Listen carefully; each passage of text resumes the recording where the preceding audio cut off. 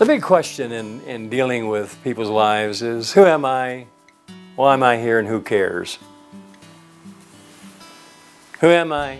Why am I here? And who cares? Identity. I find that many people have what I call an orphan's mentality.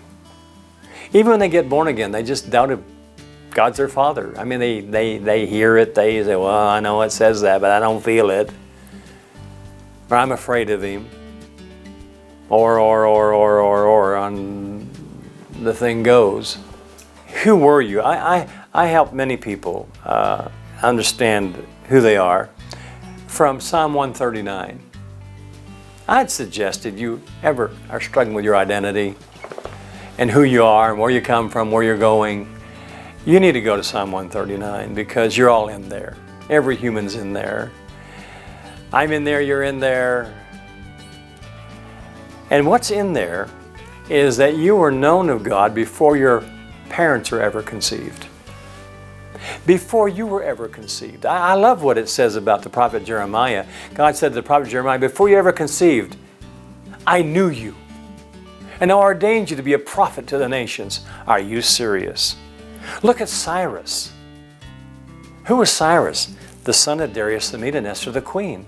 For such a time as this, the prophet Isaiah prophesied Cyrus by gender and by name 200 years before he was ever born. By gender and by name, Cyrus.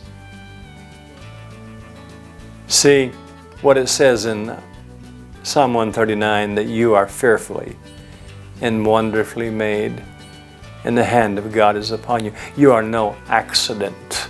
You're a planned event in eternity. Don't doubt it. If the Spirit of God was released by the Father and you respond, you became born again, what greater honor is it to be known as a son or daughter of the Father of all living spirits? You didn't get saved because you felt like it. You didn't get saved because I'm religious, I'm church. The Spirit of God was sent by the Father to deal with you and you responded. Don't stop responding. Why are you here? So you can be part of eternity. You can be part of the bride of Christ. Whether you live or whether you die, you're the Lord's. To be absent in the body, to be present with the Lord. You shall live forever. Death has no power over you. Grave has no power. Death has no sting over you in Christ, because you'll be a part of something called the first resurrection. Blessed are they that have part in the first resurrection. It's a blessing, isn't it?